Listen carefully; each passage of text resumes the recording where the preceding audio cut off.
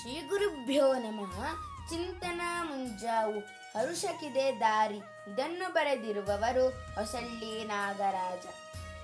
ವ್ಯಕ್ತಿಗಳನ್ನು ಗಮನಿಸುತ್ತಾ ಹೋದಂತೆಲ್ಲ ಕೆಲವರು ಸದಾ ತುಂಬು ಉತ್ಸಾಹದಿಂದ ಸಂತೋಷದಿಂದ ಇರುವುದು, ಮತ್ತೆ ಕೆಲವರು ಯಾವಾಗಲೂ ಬೇಸರದಿಂದ ತಲೆಯ ಮೇಲೆ ಆಕಾಶವೇ ಕಳಚಿ ಬಿದ್ದಿಯೇನೋ ಎಂಬಂತೆ ಚಿಂತಾಕ್ರಾಂತರಾಗಿ ಇರುವುದು ಗಮನಕ್ಕೆ ಬರುತ್ತದೆ.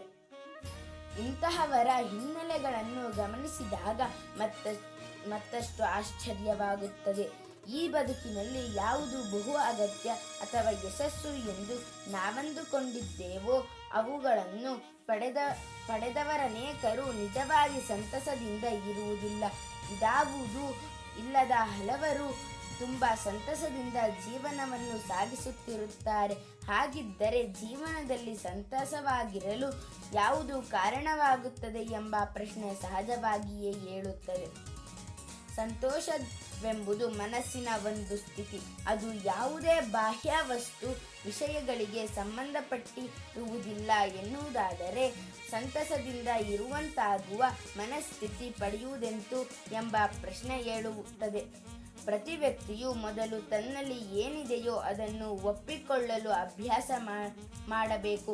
ರೂಪವೋ ಕುರೂಪವೋ, ಜ್ಞಾನವೋ ಅಜ್ಞಾನವೋ, ಸಿರಿತನವೋ ಬಡತನವೋ, ಆರೋಗ್ಯವೋ ಅನಾರೋಗ್ಯವೋ, ಏನಾದರಿರಲಿ ಇರುವುದನ್ನು ಮನಸ್ಸು ಒಪ್ಪಿಕೊಂಡರೆ ನಿರಾಳತೆ, ನೆಮ್ಮದಿ ನಮ್ಮದಾಗುತ್ತದೆ. ಹಾಗಲ್ಲದೆ ಇರುವುದರ ಬಗೆಗೆ ಅಸಮಾಧಾನ, ಅಸಹನೆ ಬೆಳೆಸಿಕೊಂಡರೆ ಅದು ಎಂದಿಗೂ ನಮ್ಮನ್ನು ಸಂತಸವಾಗಿ ಇರಲು ಬಿಡುವುದಿಲ್ಲ. ನಮ್ಮಲ್ಲಿರುವ ನೆಗೆಟಿವ್ ಅಂಶಗಳನ್ನು ಒಪ್ಪಿಕೊಳ್ಳುವುದು ಹೇಗೆ ಅಗತ್ಯವೋ ಅಷ್ಟೇ ಅಗತ್ಯ ನಮ್ಮ ಪಾಸಿಟಿವ್ ಅಂಶಗಳನ್ನು ಮೆಚ್ಚಿಕೊಳ್ಳುವುದು.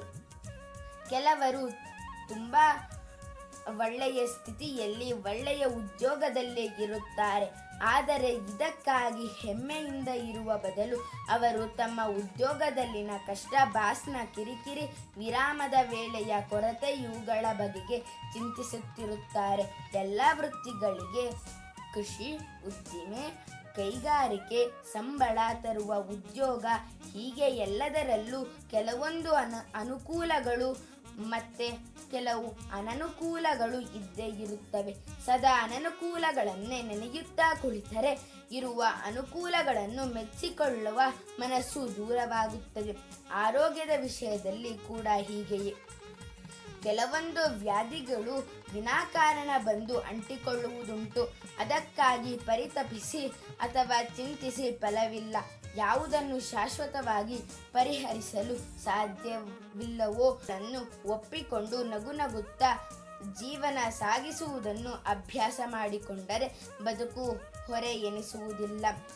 ಅದರ ಬದಲಾಗಿ ನನಗೆ ಅದು ಬರಬಾರದಿತ್ತು ಎಂದೋ, ನಾನು ಅದಕ್ಕೆ ಚಿಕಿತ್ಸೆ ತೆಗೆದುಕೊಳ್ಳುವುದಿಲ್ಲ ಎಂದೋ ಹಠ ಹಿಡಿದು ಕುಳಿತರೆ ಮನಸ್ಸು ಉದ್ವಿಗ್ನಗೊಳ್ಳುತ್ತದೆ, ರೋಗ ಉಲ್ಬಣಿಸುತ್ತದೆ.